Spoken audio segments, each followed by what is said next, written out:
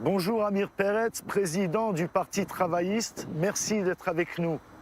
Pourquoi avez-vous choisi la frontière de Gaza comme lieu d'interview avec i24 News?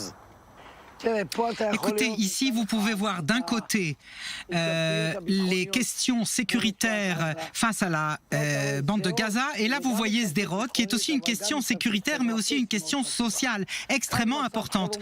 Là, vous avez une situation d'urgence sécuritaire et là, une situation d'urgence sociale. Et c'est en fait toute la conception du monde du Parti travailliste Gesher. D'un côté, se mesurer avec fermeté face à la situation sécuritaire et de l'autre côté, il faut investir ici à Sderot pour que la force, la résistance sociale pour ceux qui sont sur le front avec moi, parce que moi je vis ici et je sais ce que cela veut dire. Que feriez-vous contre le Hamas à Gaza qui n'a pas encore été essayé? D'abord et avant tout, il faut arrêter de parler avec le Hamas. Il n'y a aucun intérêt à continuer ce flirt avec le Hamas. Nous voyons que le Hamas est en train de jouer avec nous. Ils savent très bien lire la situation politique en Israël.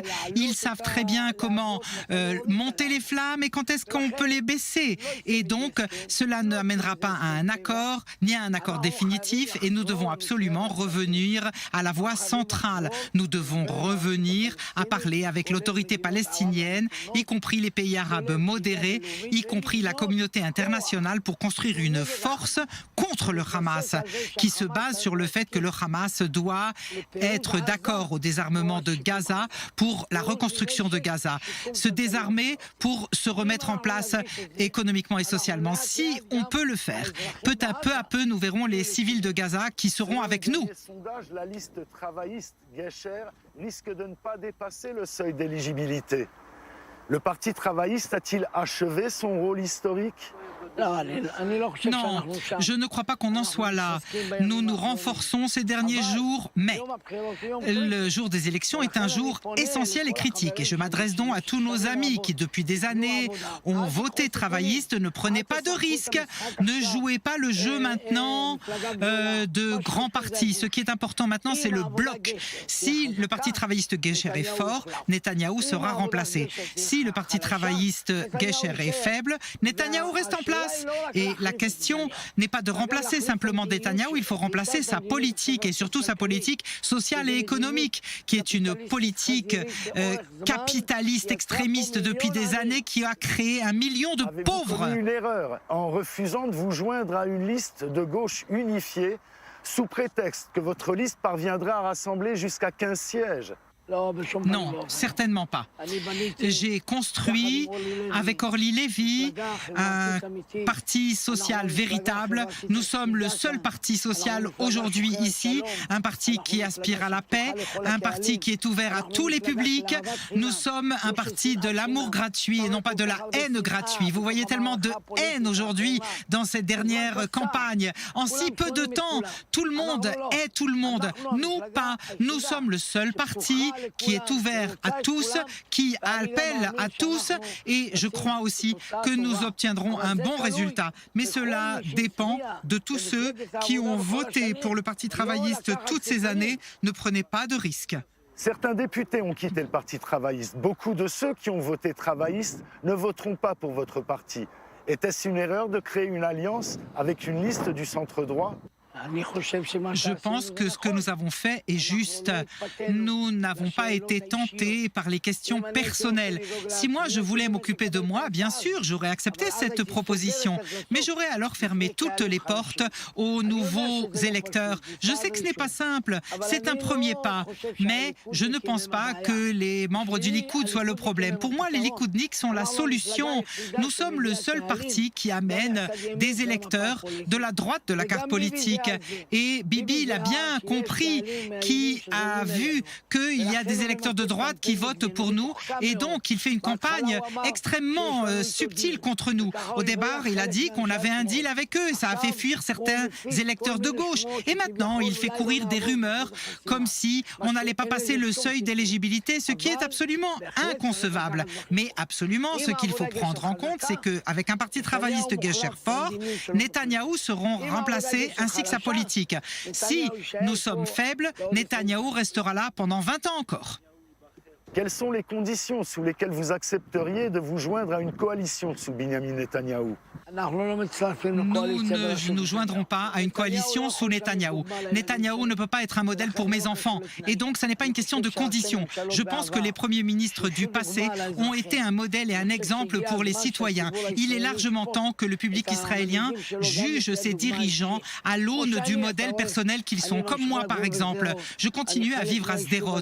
Je fais partie de cette localité, de sa force intérieure. Je suis là ici, même quand les missiles pleuvent avant Dôme de Fer. Depuis Dôme de Fer, la situation s'est améliorée. Je suis ici depuis l'époque des Fedayoun et je ne suis jamais parti. Et c'est ça, être un modèle et un exemple qui doit être donné aux électeurs. Quels sont les problèmes socio-économiques clés qui, selon vous, doivent être traités par le prochain Premier ministre? La situation sociale aujourd'hui est une situation sociale d'urgence. C'est beaucoup plus dangereux aujourd'hui la situation sociale que la situation d'urgence sécuritaire parce que vous avez 1 million de gens qui travaillent et qui sont sous le seuil de pauvreté, des gens qui travaillent dur et qui ne peuvent pas nourrir leur famille. Nous allons ajouter 40 shekels de l'heure pour salaire minimum. Le salaire minimum est une clé aussi pour accélérer la croissance du marché. Nous allons aider les jeunes ménages. Comment? Eh bien, nous allons annuler les frais de garderie, qui est un poids très lourd pour les jeunes couples, les jeunes ménages, et nous allons aussi aider à l'acquisition d'un premier appartement par leasing, pour que tout jeune couple, même s'ils n'ont pas un père riche, puisse acheter un appartement. Aujourd'hui, si vous n'avez pas des parents riches, vous ne pouvez pas amener les 30% nécessaires pour compléter l'hypothèque et vous ne pouvez pas acheter d'appartement. Ça, nous allons le changer. Nous allons nous occuper des personnes âgées qui vivent aujourd'hui avec 2300 shekels, ainsi que les handicapés. 2300 shekels, nous allons mettre en place une pension minimale de au moins 6000 shekels pour que les gens puissent enfin relever la tête pour acheter des médicaments, pour acheter à manger. Et enfin, nous allons faire une liste de 100 produits de base exemptés de TVA. L'habillement pour les enfants, les médicaments. Mais vous savez ce que c'est le cas en Europe.